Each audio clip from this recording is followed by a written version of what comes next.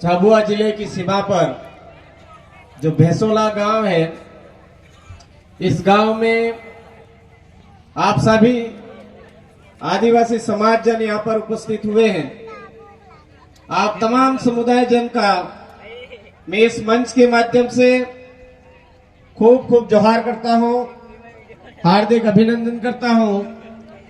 और साथ ही हमारे गांव के पूर्वज पुरखे जिन्होंने हमारे इस गांव को बसाया, गांव की काकड़ बिठाई, उस काकड़ को नमन करता हूं। हमारे खेड़ा देव, खेड़ा मतई, खेड़ा बासी, हमारे सिरा बासी काकड़ देव, उनको नमन करता हूं, जोहार करता हूं।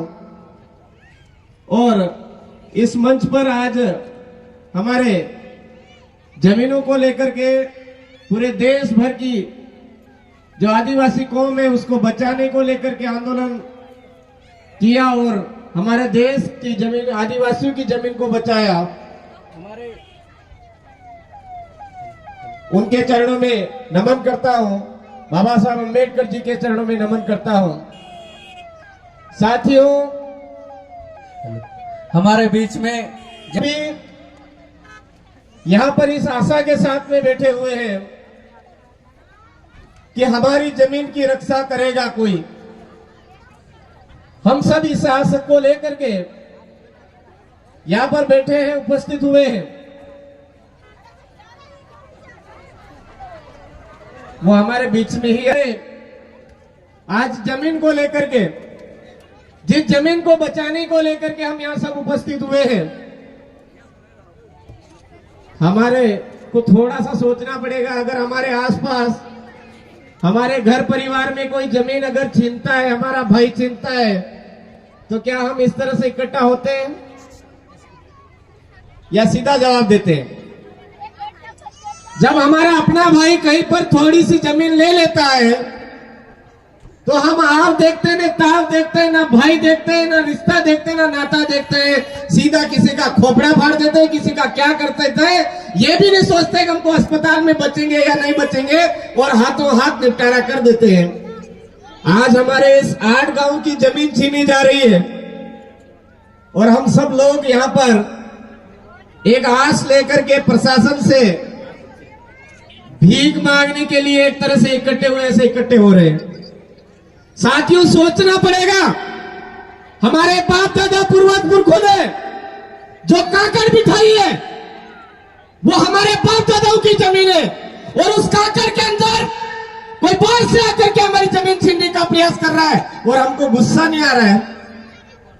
कैसे हमारी काकड़ पार कर रहा है वो? आज हम कह रहे हैं ग्राम सभा का गठन करेंगे। ग्राम सभा ऑलरेडी हमारे गांव में है मेरे भाइयों, उसको पुनर्जीवित करना है, गठन नहीं करना है, उसको जिंदा करना है। हमारे गांव के अंदर जो हमारे गमेती है, मुखिया है, पटेल है, तड़वी है, उसको सम्मान देना पड़ेगा, लेकिन वो ऐसा नहीं बिकाऊ हो, टिकाऊ होना चाहिए। अधिकतर हमारे बीच में टिकाऊ लोग कम और बिकाऊ लोग ज्यादा है, और उस बिकाऊ लोगों की वजह से आज राजस्थान का आदिवासी परेशान है, मध्य प्रदेश का आदिवासी परेशान है, महाराष्ट्र का आदिवासी परेशान है, और गुजरात का आदिवासी परेशान है। किस बात को लेकर के परेशान है? हमारी अपनी पूजा पद्धति की रक्षा को लेकर के, हमारी अपनी संस्कृति के बचाव को लेकर के, हमारी अपनी जमीन के बचाव को लेकर के, हमारे अपने जल के संसाधन के बचाव को लेकर के दुखी है। आज राजस्थान में जाकर के आदिवासियों के बीच जाकर के बात करते हैं तो राजस्थान का आदिवासी जो आपके यहां पर दुख दर्द है, वही दुख दर्द लेकर के वो भी बैठा हुआ है। महाराष्ट्र के बीच में जाकर के बात करते हैं तो महाराष्ट्र का आदिवासी भी इन्हीं चीजों को लेकर के परेशान है। गुजरात के अंदर जाते हैं तो गुजरात के अंदर भी आदिवासी यहां की जो समस्याएं हैं उन्हीं को लेकर के परेशान है। परेशानी की जड़ क्या है भाई? परेशानी की जड़ यह है कि जब हमारे गांव में मौत होती है तो हम सब बिन बुलाए वहां पर जाकर के बैठते हैं। ना कोई कांग्रेस, ना कोई बीजेपी, ना कोई ईसाई, ना कोई हिंदू, ना कोई अलाना, कोई फलाना ढिगड़ा, कुछ भी नहीं। एक जादम पर बैठ जाते हैं और सब मिलकर के सामाजिक कार्यक्रम समाज के रीति रिवाज अनुसार करते हैं। लेकिन जैसे ही उस समाज से उठ करके जरा से बगल में जाते हैं, तो अभी मैं रास्ते में देखता आया हूं, झोपड़ी टूटी है तो कोई दिक्कत नहीं, झंडा उससे बड़ा लगना चाहिए, झोपड़ी से बड़ा लगना चाहिए। किसी के फुलड़ी का झंडा लगा हुआ है, किसी के हाथनी का झंडा लगा हुआ है, कोई अलानी का लगा हुआ है, कोई फलानी का लगा हुआ है। सही है गलत है? फिर रास्ते में देखता आया हूं मैं, किसी पर लिखा हुआ है हिंदू राष्ट्र, किसी पर कौन सा भगवा, कोई फलाना, कोई ढिगड़ा, ऐसा झंडा लगा हुआ है। तो मेरे भाइयों, सबसे ज्यादा जो परेशानी की जड़ है वो हमारे घरों के ऊपर अलाने फलाने ढिगाड़े अलग अलग कलर के जो झंडे लगे हुए, वही हमारी असली जड़ है हमारी परेशानियों की। जिस दिन हम ये झोली झंडे जो हमारे घरों पर लगा रहे हैं, वो झोली झंडे उखाड़ के बाहर फेंक देंगे, उस दिन हमारी जमीन की तरफ कोई आग उठा करके नहीं देखेगा। ये सच्चाई है।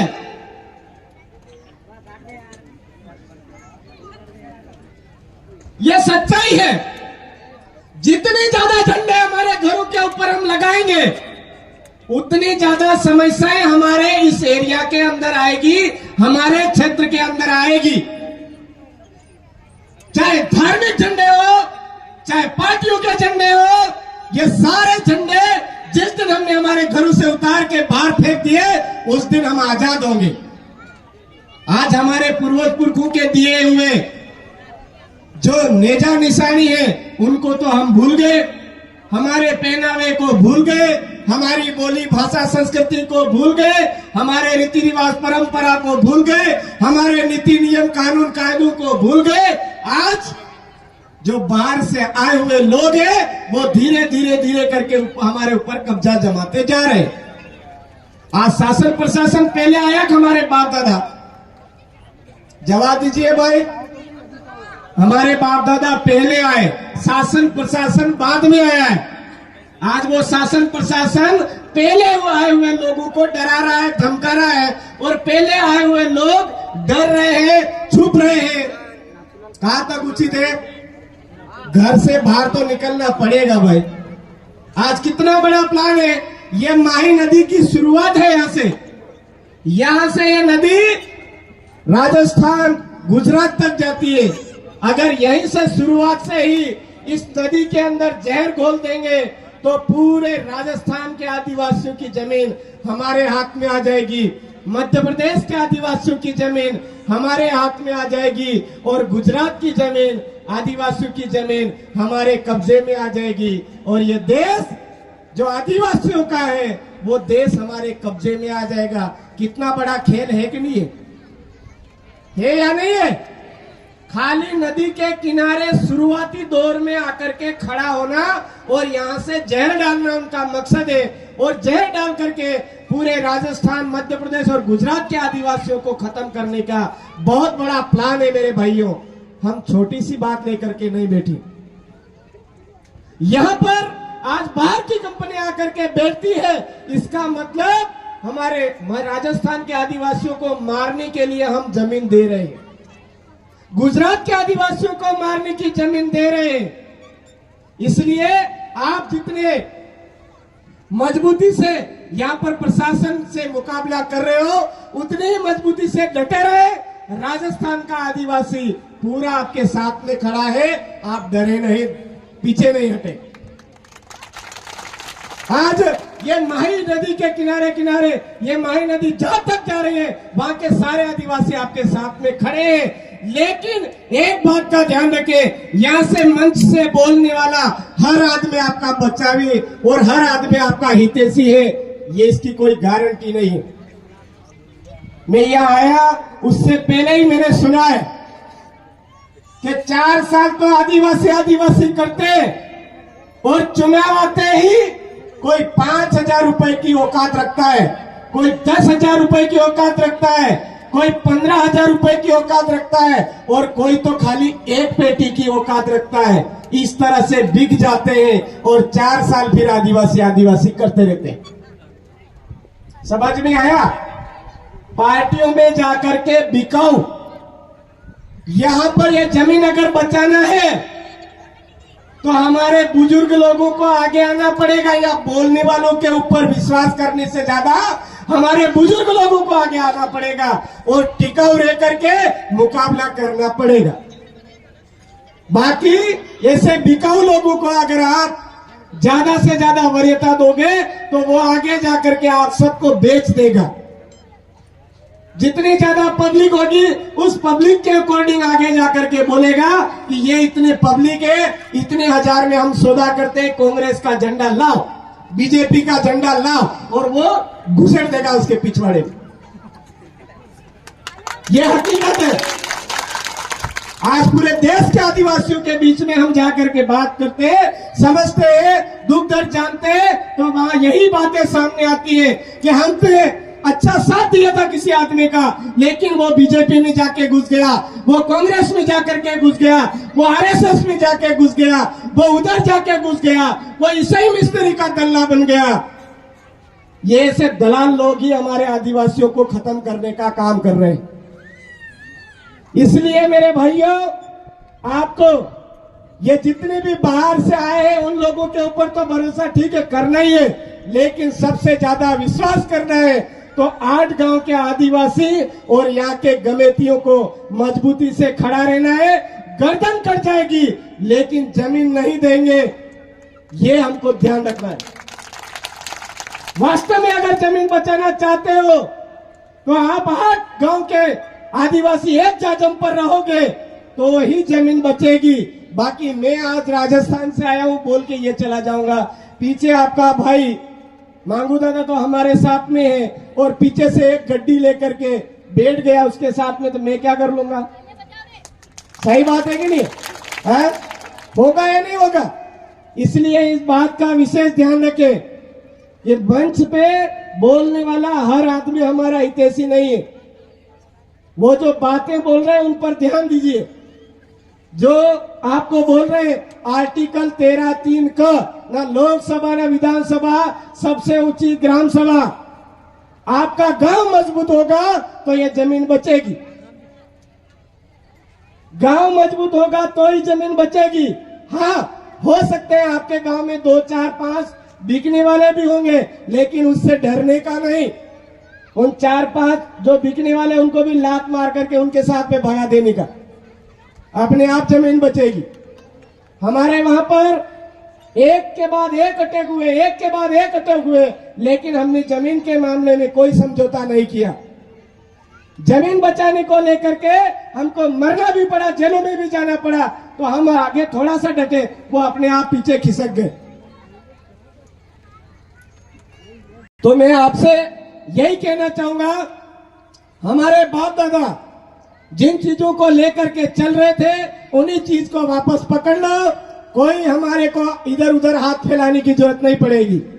आज ये भगवे कोई कौन से झंडे लगा रखे, इन झंडों को साइड में करो। ये हमारे माई बाप नहीं है।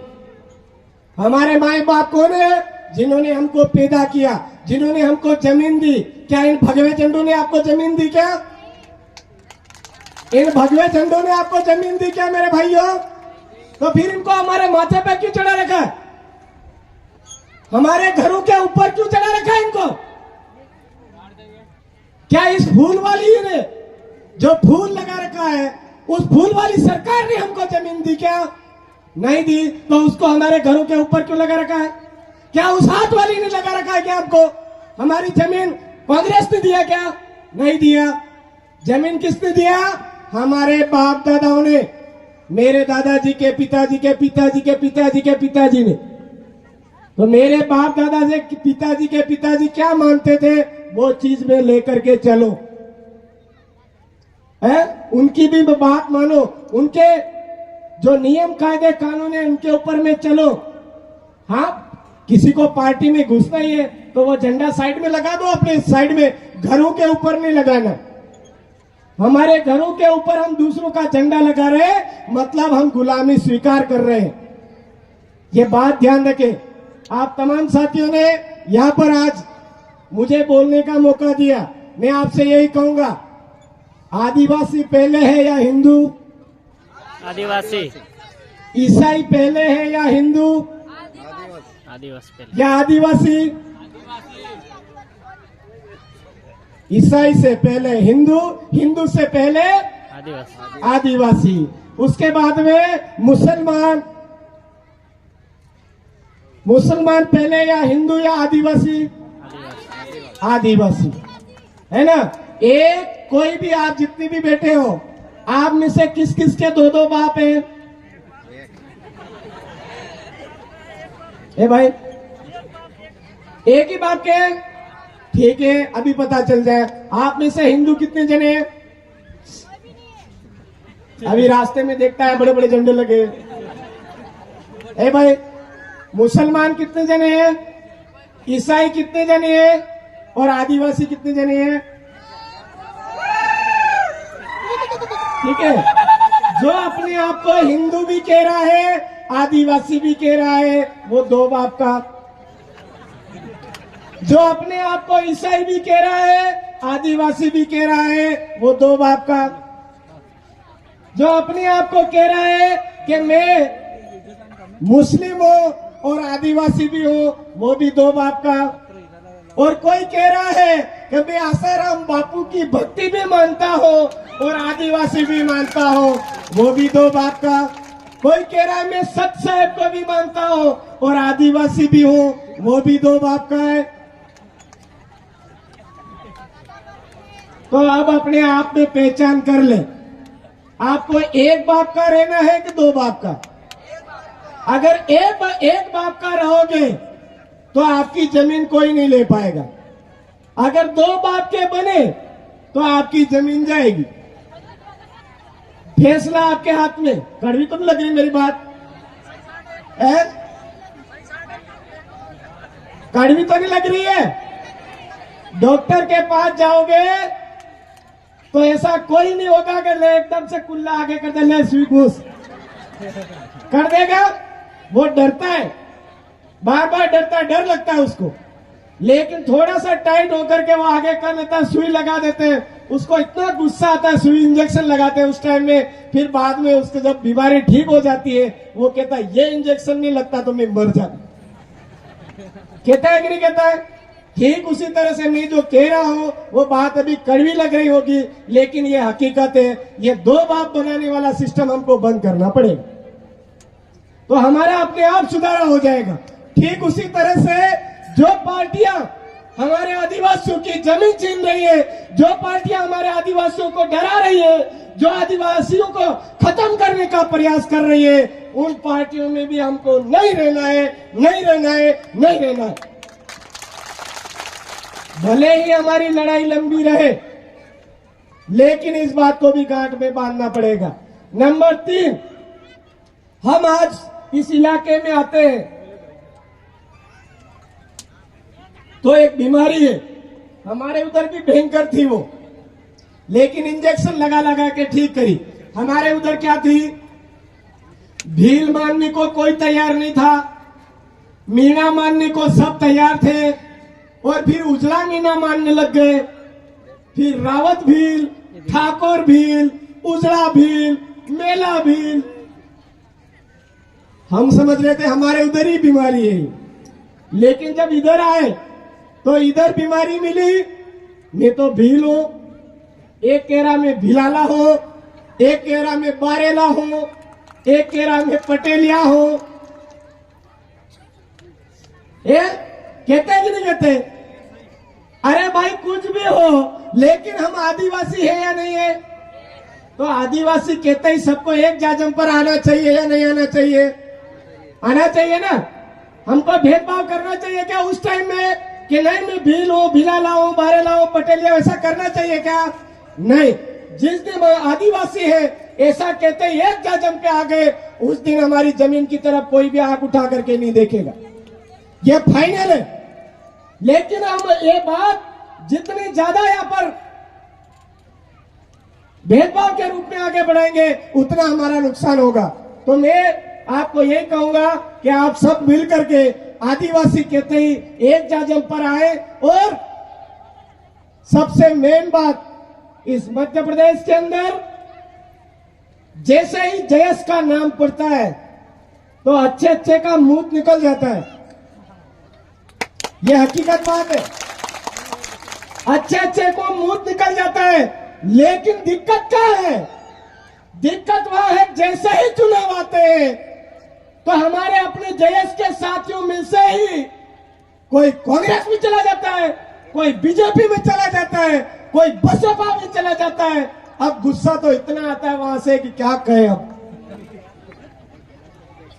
तो मेरा हाथ जोड़ करके निवेदन है, इस जयस का नाम खराब मत कीजिए। इस जयस का नाम पूरे देश में चल रहा है तो ये विश्व में चलना चाहिए, ये हमारी कोशिश होनी चाहिए।